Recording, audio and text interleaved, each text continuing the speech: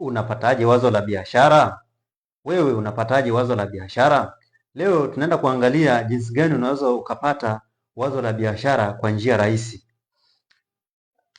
Unapotaka kupata wazo la biashara, kitu cha kwanza lazima uangalie tatizo ambalo unataka kutatua. Mahali palipo na tatizo pana fursa. Mahali palipo na tatizo pana fursa. Kwa hiyo unapotaka kuangalia wazo la biashara, kitu cha kwanza ambacho unataka kujiuliza ni nawezaje kutatua tatizo fulani, au katika haya mazingira ya hapa kuna tatizo gani? Unapoona tatizo ndo unaweza kuja sasa na suluhisho la hilo tatizo.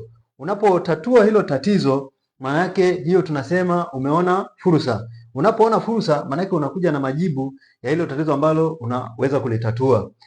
Kitu kingine ambacho unaweza kikakusaidia kupata wazo la biashara ni changamoto.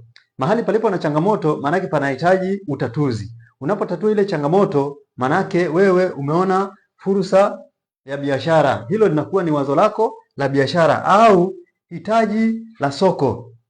Soko linahitaji nini? Soko linahitaji nini? Maana kuna mapungufu ambayo umeyaona mahali. Inawezekana biashara zipo, lakini namna zinavyoendeshwa kuna mapungufu. Unapoona kuna mapungufu katika soko, maana yake wewe unaweza ukaongeza hitaji, ukaja na mahitaji zaidi, ukaboresha yale mahitaji ambayo yapo, ukayafanya yanakuwa bora zaidi. Pale sasa unaweza ukapata wazo la biashara. Wazo lolote la biashara lazima liwe na lengo la kutatua matatizo ya watu. Unapokuwa unatatua matatizo ya watu, maana yake pale ndo unasema umekuja na suluhisho. Unapokuja na suluhisho ambao umekuwa tayari kulitatua, unaweza kulitatua kwa ujuzi ulionao, unaweza kulitatua kwa uzoefu ulionao, unaweza kulitatua kwa elimu ulionayo, unaweza kulitatua kwa kipaji ulichonacho, chochote kile ambacho kinaweza kukusaidia wewe kutatua lile tatizo. Kwa hiyo lazima unapopata hilo tatizo, lazima ujiulize ni ujuzi gani ambao unahitajika ili kuweza kutatua hili tatizo ambalo ninaliona. Hakuna mahali ambapo hakuna fursa. Fursa huwa zipo, ila watu huwa hawazioni zile fursa. Wale wachache ambao huwa wanaziona ndio huwa wanazichangamkia na wanakuja na suluhisho. Maana yake biashara yote lazima inatatua tatizo la watu. Biashara ambayo haitatui tatizo la watu inaweza ikatengeneza pesa, lakini haitadumu, kwa sababu tatizo la watu ndio ambalo watu watakuwa tayari kukulipa kwa lile tatizo ambalo wewe unakuwa unalitatua. Unapogundua hilo tatizo ambalo umeliona, ambalo unataka kuja na suluhisho lake, suluhisho litapatikana kwa kutengeneza thamani. Thamani ambayo unaitengeneza ni kwa mteja. Maanake hili tatizo utengeneze thamani gani kwa mteja? Namna gani hii unatengeneza kitu gani ambacho kinaweza kumsaidia huyo mtu ambaye anahitaji? Unapomsaidia huyo mtu ambaye anahitaji, maana yake unamsaidia kwa njia mbili. Sokoni huwa kunakuwa na vitu viwili ambavyo vinaleta thamani kwa mteja. Kitu cha kwanza ni bidhaa, kitu cha pili ni huduma. Huduma au bidhaa. Ujuzi wako hapo ambao utakuwa nao au kipaji chako au uzoefu wako unakusaidia kutengeneza bidhaa au huduma. Bidhaa ni kitu chochote ambacho kinashikika. Kwa mfano hii makapeni. Hii ni bidhaa. Huduma ni kile kitu ambacho huwezi ukakishika wala huwezi ukaiweka store. Huduma kama vile huduma ya usafiri, huduma ya saluni, huduma ya chakula, huduma yoyote ile ambayo unajua ni huduma, ambao wewe unaenda tu kupata huduma, huwezi kuondoka nayo kwenda nyumbani. Ile ni huduma. Lakini bidhaa ni kitu ambacho kinashikika. Unaweza ukakishika na kwenda nacho nyumbani. Lakini hapa kwenye thamani kuna vitu ambavyo unatakiwa uzingatie. Thamani inatakiwa itatue tatizo halisi la mteja. Thamani ambayo unakuja nayo lazima itatue tatizo la mteja. Je, hii thamani mteja anapotumia hii bidhaa kweli inaenda kumsaidia kuondoka na hili tatizo ambalo nimeligundua huku, kuondoka na hiyo changamoto ambayo nimeiona huku, kuongeza thamani kwenye hitaji ambalo analo? Kama hii thamani ambayo unaitengeneza ambayo kupitia hii bidhaa au huduma haitatui tatizo la mteja, manake bado unakuwa haujampa thamani mteja. Kile kitu ambacho kinamsaidia mteja, matokeo anaenda kuyapata mteja baada ya kutumia bidhaa au huduma, hiyo ndo tunasema ni thamani. Maanake maisha ya mteja yanakuwa bora. Alikuwa kwenye matatizo, alikuwa kwenye changamoto, hayupo kwenye changamoto tena baada ya kutumia bidhaa na huduma zako. Maanake tunasema hiyo biashara yako imetoa thamani kwa mteja. Inapotoa thamani kwa mteja, maanake hii thamani inakuwa inaboresha maisha ya mtu, inamtoa kwenye hatua moja ambayo ilikuwa ni mbaya, inapeleka kwenye hatua nyingine. Kwa lengo kubwa la hii fursa ambayo umeiona ni kwa ajili ya kumsaidia mtu kuondokana na hizi changamoto ambazo umeziona. Baada ya hapo, baada ya kuwa na thamani, bado haujamaliza. Inabidi uchukue hatua. Uchukue hatua. Unachukua hatua kivipi? Lazima uchukue hatua, kwa sababu hichi kitu bado unacho wewe. Kwa hiyo lazima uchukue hatua. Unachukua hatua kivipi? Kwanza lazima hatua unazochukua ziwe ni rahisi. Usitaka kufanya kitu kikubwa. Anza kidogo, kwa sababu bado hujui kwamba hii bidhaa au huduma uliokuja nayo sokoni kwamba inahitajika kwa kiasi gani. Unaweza kuwa umefanya utafiti au umefanya research, lakini itafika kipindi bado huna uhalisia ule. Kwa hiyo fanya hatua rahisi. Kadri unavyozidi kuona jinsi wale wahitaji wanavyokuwa wanauliza maswali, jinsi wanavyotaka kuboreshewa zaidi, utagundua mambo mengi sana unapochukua hatua. Lakini lazima hatua iwe rahisi, lakini pia rahisi kupima. Uwe rahisi kupima, iwe rahisi kupima. Unapokuwa unaipima iwe rahisi, ili kurahisishia kwamba kujua ni wapi ambapo unatakiwa ufanye maboresho. Kitu kingine, inafanikisha mchakato? Hii hatua yako ambayo unakuwa unaifanya lazima uangalie kwamba inafanikisha huu mchakato mzima. Huu mchakato, hatua unayoifanya kwamba inafanikisha mchakato, kwamba ibebe thamani ulionayo. Unachukua hatua ili kuhakikisha mteja au yule mhitaji anapata nini? Anapata matokeo. Kitu kinachofuata baada ya kuchukua hatua ni matokeo. Hatua maana yake unaichukua kwa ajili ya kuhakikisha kwamba hii thamani imefika kwa mlengwa. Inapofika kwa mlengwa, maana yake unaichukua tena ili iweze kuona matokeo. Inafanya kazi? Matokeo ndio yatakuonyesha kwamba hili wazo ambalo wewe umekuja nalo, ambalo umelipata, ambalo tatizo ambalo unalitatua, changamoto ambayo unaitatua, au hitaji lilileta kwenye soko, je, hili hitaji linafanya kazi? Huwezi kuona kama linafanya kazi mpaka lifike kwa muhusika, na muhusika anavyolitumia sio kwa kununua bidhaa, kwa kupata kile ambacho kipo ndani ya bidhaa. Kwa mfano, niliponunua hii marker pen, isipoandika, maana yake hapa naona matokeo kwamba hichi kitu hakifanyi kazi. Je, inafanya kazi?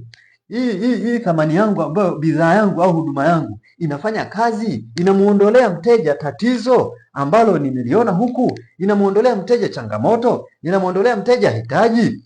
Kadri unavyopata feedback hapa, ndo unakuja na kitu kingine ambacho tunasema kuboresha. Changamoto zote ambazo umeziona hapa, feedback ulizozipata hapa, baada ya kufika kwa muhusika au kwa mlaji au kwa mteja, feedback yote utakayoiona hapa, kama ni nzuri, maana yake unaiboresha zaidi ili upate matokeo mazuri zaidi. Kama matokeo ni hasi, unaenda tena kuboresha na kuangalia kwamba hii thamani yangu ni mapungufu gani ambayo yanaweza nikayaboresha ili nipate mteja aweze kupata matokeo tofauti, au mhitaji apate matokeo tofauti, au mtu ambaye umemlenga apate matokeo tofauti. Lazima uboreshe. Je, inafaa? Haya matokeo ndio yatakuonyesha kwamba hichi kitu ambacho hii fursa ambayo umekuja nayo, ambayo umetengeneza bidhaa na ukachukua hatua hadi ikafika kwa mlengwa akapata matokeo. Matokeo lazima yanakuwa ya aina mbili. Kuna positive na negative. Yale ambayo ni positive unaboresha zaidi. Yale ambayo ni negative unaangalia ni wapi ambayo nimekosea nikapata matokeo negative. Kwa hiyo ukiangalia huu mchakato wote utaupima vizuri. Wanasema iwe rahisi kupima. Kwa hiyo unapopima kwamba hizi ambazo umezipata unaboresha zaidi, hizi ambazo unaangalia kwamba namna gani haya nimepata matokeo ambayo ni negative.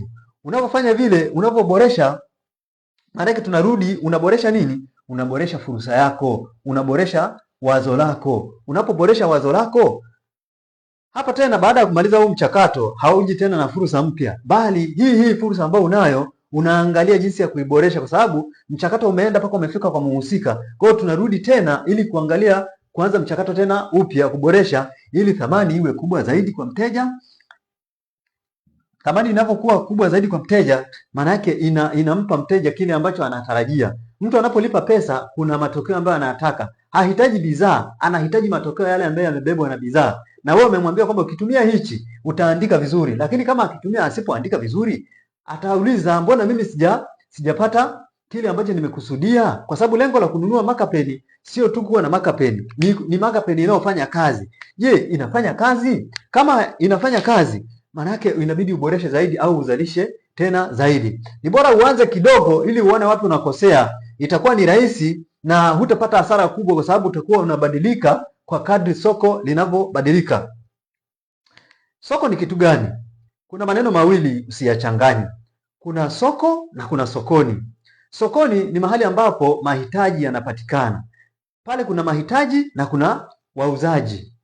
Ndio pale ni sokoni. Kuna mahitaji na wauzaji ambao ndio wanauza yale mahitaji. Wanawasubiri akina nani? Wanasubiri watu wanaitwa wateja. Wale wateja ndio tunawaita ni soko. Manake wateja ni sawasawa na soko. Wateja ni sawasawa na soko. Kwa hiyo kumbe sokoni ni mahali ambapo mahitaji yanapatikana au bidhaa zinapatikana au huduma zinapatikana. Lakini soko ndio wateja. Ukisikia mtu anasema kwamba soko maana yake ni wateja. Kama mtu anasema hakuna soko mahali alipo, maana yake hakuna wateja. Unaposema naenda kutafuta masoko, maana yake naenda kutafuta wateja. Kumbe unaweza ukawa sokoni na usiwe na soko. Unaweza ukawa sokoni na usiwe na soko. Na wewe unaweza usiwe na soko lakini wenzako wana soko. Pale pale eneo sokoni, mko wote sokoni, lakini wenzako wana soko lakini wewe huna soko. Kwa nini? Maanake bidhaa zako zimekosa wahitaji. Soko ni mteja. Kwa kama huuzi na uko sokoni, maanake wewe uko sokoni lakini huna soko. Huo mchakato wote ukiufuata vizuri, kinachotokea ni nini? Matokeo makubwa. Unapata matokeo, akili yako inabadilika. Manake mchakato ukirudi, hautakuwa na akili ile ile. Kuna vitu ambavyo utakuwa umevigundua kwa hatua ulizozichukua. Kuna matokeo ambayo utakuwa umeyapata kwa mteja wako au kwa wahitaji wako au kwa walaji wako. Utakuwa umepata kitu gani kinafanya kazi, kitu gani hakifanyi kazi, wapi uweze kuboresha. Na ukifuata huu mchakato wote utapata matokeo makubwa, lakini pia akili yako itabadilika.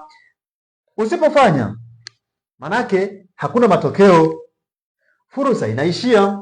Hii fursa manake haitafanya kitu chochote na maisha yako hayataweza kubadilika. Kwa hiyo unaposema unatafuta soko, manake unatafuta wateja. Lakini pia unaposema unatafuta fursa, manake unatafuta changamoto ili uweze kuzitatua. Unatafuta matatizo ili uweze kuyatatua. Unapotatua tatizo, manake hapo tunasema umepata wazo la biashara. Wazo la biashara lolote ni zuri ambalo linafanya kazi, nyuma yake lazima liwe na thamani ambayo inawasaidia watu halisi. Kama ukifanya ambao haisaidii mtu, maanake unaweza ukauza lakini mara moja, ili uwe na wateja ambao wanaweza wakarudi tena, ili uwe na wateja ambao wanaweza wakawaambia wenzao naye waje kununua kwako. Lazima hiyo bidhaa ambayo unakuja nayo au huduma iwe na thamani halisi. Unaweza kuwa bora zaidi. Asante.